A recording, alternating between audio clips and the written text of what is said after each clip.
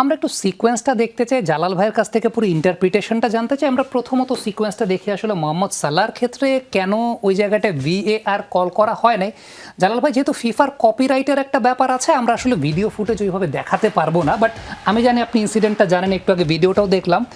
এই জায়গাটায় আসলে কি হয়েছে, ঘটনাটা ফাউলটা কেন না, পেনাল্টি কেন না, এবং VAR কেন কল করা হয় না, আপনার ইন্টারপ্রিটেশনটা জানতে চাই। এখানে বিষয়টা হচ্ছে কোন প্লেয়ার প্রথমে বল টাচ করেছে। এখানে দেখেন, অ্যাঙ্গেল বিতে দেখেন যে ডিফেন্ডার বল ক্লিয়ারলি খেলেছে, ডিফেন্ডার বল ক্লিয়ারলি খেলার কারণে বলটা সামনে দিয়ে যাচ্ছে, দেন সালার পাটা ডিফেন্ডারের পায়ে গিয়ে লাগছে। এখানে ডিফেন্ডারের কোনো এডিশনাল মুভমেন্ট ছিল না, বা কোনো ট্রিপিং করার বা প্লেয়ারকে আটকানোর কোনো ইন্টেনশন ছিল না। বরং এজ এ স্ট্রাইকার বা অ্যাটাকার হিসেবে এটা সবাই চায় ইনসাইড দ্য পেনাল্টি এরিয়া যদি একটু মানে এক্সট্রা ফায়দা নেওয়া যায়, বা রেফারিকে যদি ডিসিভ করা যায়, বা কোনো সুযোগ সুবিধা নেওয়া যায়, সেই আশায় সে একটু ইনিশিয়েট করছে, মানে চেষ্টা করছে যে একটা পেনাল্টি যদি পাওয়া যায়। তো যার কারণে রেফারি যেহেতু এটা ক্লিয়ারলি কাছ থেকে দেখেছে, এবং যারা ভিআরে ছিলেন তারাও দেখেছে যে ক্লিয়ারলি এখানে আসলে ইন্টারফেয়ার করার কোনো প্রয়োজন নেই, এবং রেফারি যেটা ডিসিশন দিয়েছে, অনফিল্ডে যেটা ডিসিশন দিয়েছে সেটাই রাইট। এই জন্য আর ভিআর ইন্টারফেয়ার। আমার এই জায়গাটা একদম, আমি যদি সরল সোজাভাবে জিজ্ঞেস করি যে ব্যাপারটা কি এরকম যে সালাহ অলরেডি বলের কন্ট্রোলটা হারিয়ে ফেলেছিলেন, কারণ আলভারেজ সে জায়গায় টাচ দিয়ে বলটাকে নিয়ে গিয়েছিলেন, সো সালাহ বলের কন্ট্রোলটা তার ছিল না, এই কারণে কি ব্যাপারটা এরকম ঘটেছে? না, আসলে একটা ফাউল করার মানে ফাউলের ক্ষেত্রে যে বল সবসময় কন্ট্রোলে থাকতে হবে এটা বিবেচ্য বিষয় না, উইদাউট বলেও ফাউল হতে পারে।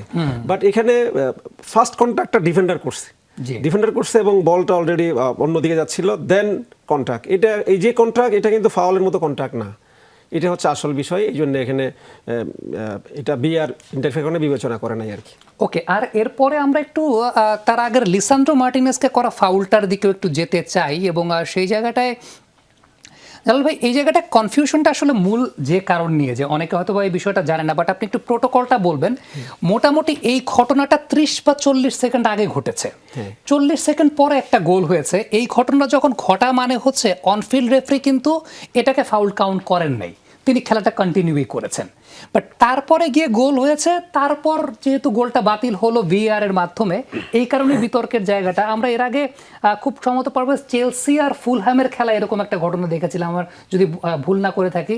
2020 কোপা আমেরিকার ফাইনালে ব্রাজিলের সঙ্গে আর্জেন্টিনার ম্যাচও একটা দেখেছি। এই ওয়ার্ল্ড কাপে উজবেকিস্তান পর্তুগাল ম্যাচে এরকম একটা ঘটনা দেখেছি যে 40 সেকেন্ড পরে ডিক্লেয়ার হচ্ছে যে না, এটা গোল না। এটাতে আসলে আপনাদের প্রতি নির্দেশনাটা কি থাকে, বা VAR আসলে এখানে কি কি কাজটা করে আসলে? হ্যাঁ, আসলে বেসিক্যালি ভিআর সব সিদ্ধান্তের ক্ষেত্রে ইন্টারফেয়ার করে না, সেটা ইন্টারফেয়ার করে কখন এটা বলে APP, মানে অ্যাটাকিং ফেস প্লে, যেখানে বিল্ড আপ হচ্ছে, এবং ওই বিল্ড আপ থেকে যদি একটা গোল হয়ে যায়, দেন বল আউট অফ প্লে না হওয়া পর্যন্ত রেফারিকে খেলা কন্টিনিউ করতে হবে।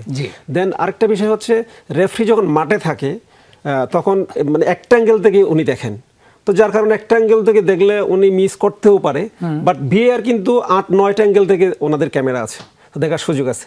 ঠিক এই মুহূর্তে রেফারি যে অ্যাঙ্গেলে ছিলেন তখন হয়তো এই ফাউলটা উনি দেখেন নাই, নাও দেখতে পারেন। দেন এইখান থেকে কিন্তু অ্যাটাক বিল্ড আপ হয়ে ওইটাই গোল হয়ে গেছে। বাট এখানে যদি এমন হতো, এই ফাউলটার পরে রেফারি দেখে নাই, মিস্টেক করেছে, ভুল হইতে পারে, সেই ক্ষেত্রে যদি এই মিস্টেকের পরে বলটা যদি আবার আর্জেন্টিনার কোনো প্লেয়ারের কাছে ফুললি কন্ট্রোলে চলে যেত, তখন হতো এটা সেকেন্ড ফেজ, একটা ফেজ না। কিন্তু এখানে একটা ফেজ থেকে শুরু হয়, একদম বল আউট অফ প্লে না হওয়া পর্যন্ত রেফারিকে ওয়েট করতে হবে।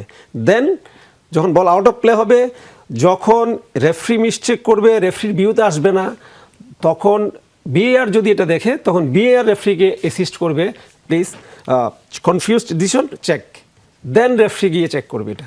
এবং রেফারি কখনো মানে অনফিল্ড রেফারি কখনো স্বপ্রণোদিত হয়ে VAR যাওয়ার কোনো সুযোগ নেই। মানে ক্রিকেটে আমরা যেমন বলতে পারি যে থার্ড আম্পায়ারের কাছে যাচ্ছি, ফুটবলে সেই সুযোগ নাই। এটা হচ্ছে VAR অ্যাসিস্ট করলে দেন উনি যাবেন।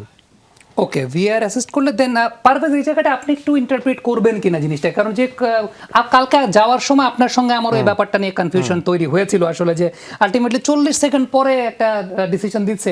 এটা তো ঘটনা যখন এরকম ঘটলো, এইখানে ঘটলো, এই ফেজেই তো বলতে পারতো VAR রেফারিকে।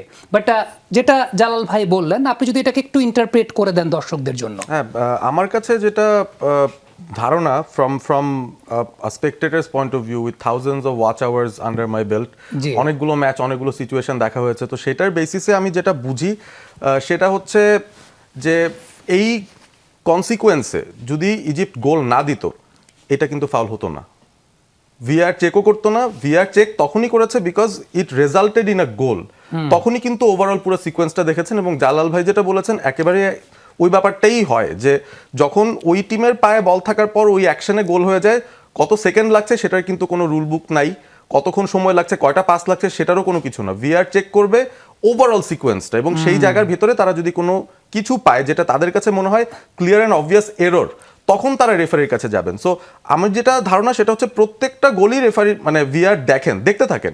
সো আলটিমেটলি কোনো ভুল যখন পাচ্ছেন তখন তারা আসবেন। সো রেড কার্ড অফেন্সের জন্য ভিআর ডেফিনেটলি চেক করে, তখন আবার দেখবেন গোল হওয়া লাগবে না, তারা তাদের মতো করে যখনই চেক করে দেখছে সমস্যা, they will come and they will tell the referee to check যেটা রেড কার্ডের মতো অফেন্স হয়েছে কিনা, কারণ রেফারি তো ফাউল কল করেছেন। সো ওইটা ছাড়া অফসাইড এবং এই ধরনের একটা গোল হয়ে গেছে সেই সিচুয়েশনের পুরো সিকোয়েন্স তারা চেক করে সেখান থেকে দেখবেন যে কোনো ভুল আছে কিনা, কারণ আমার জানার মতে কোনো এরকম রুল নাই যে অত সেকেন্ড পরে খেলাটা থাকছে না, সেকেন্ড ফেজে ঢুকে গেলে তখন আবার এটা ভ্যালিড হতো না। তো এটাই হচ্ছে গিয়ে এক্সপ্লেনেশন আমার মত।